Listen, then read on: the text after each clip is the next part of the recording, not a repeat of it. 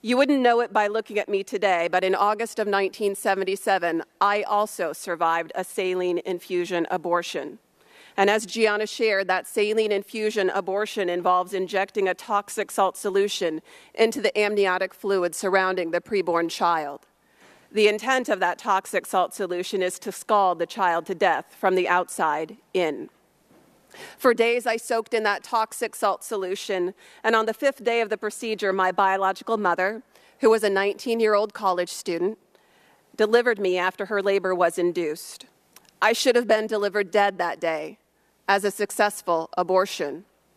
In 2013, I learned through contact with my biological mother's family that not only was this abortion forced upon her against her will at the age of 19, but also that it was my grandmother, my maternal grandmother, a nurse, who delivered me in this final step of the abortion procedure at St. Luke's Hospital in Sioux City, Iowa. Unfortunately, I also learned that when my grandmother realized that the abortion had not succeeded in ending my life, she demanded that I be left to die. I may never know how exactly 2 nurses who were on staff that day found out about me, but what I do know is that their willingness to fight for medical care to be provided to me ultimately sustained my life. And I know where children like me were left to die at St. Luke's Hospital. I met a nurse there who delivered a child much like me in 1976.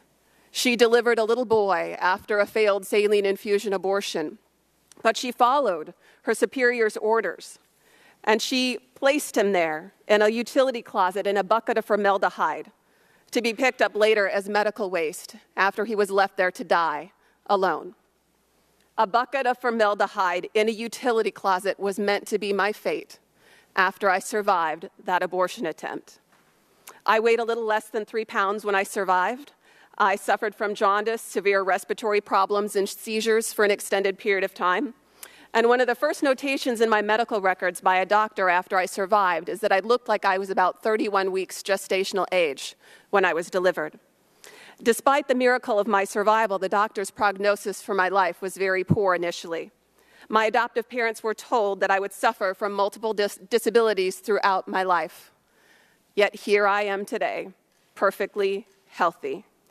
Yet I know it isn't just how abortion ends the life of children like me that isn't talked about in today's world. It's also not discussed what happens to children like me who live.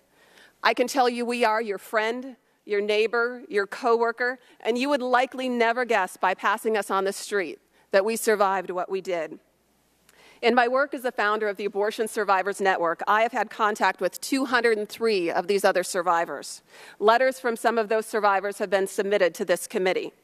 I'm here today to share my story to not only highlight the horror of abortion taking place at Planned Parenthood, but to give a voice to other survivors like me, and most importantly, to give a name, a face, and a voice to the hundreds of thousands of children who will have their lives ended by Planned Parenthood this year alone. As you consider the horrors of what happens at Planned Parenthood each day, I would urge you to remember my story and Gianna's too. We may not have survived abortions at Planned Parenthood, but the expectation for our lives to be ended by abortion are the very same as those who do lose their lives there. And I have long believed that if my birth mother's abortion would have taken place at a Planned Parenthood, I would not be here today. Completing over 300,000 abortions a year provides them with the experience to make sure that failures like me don't exist. As a fellow American and as a fellow human being, I deserve the same right to life, the same equal protection under the law as each and every one of you.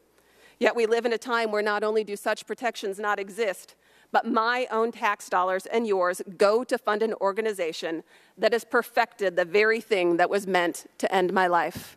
And this must end.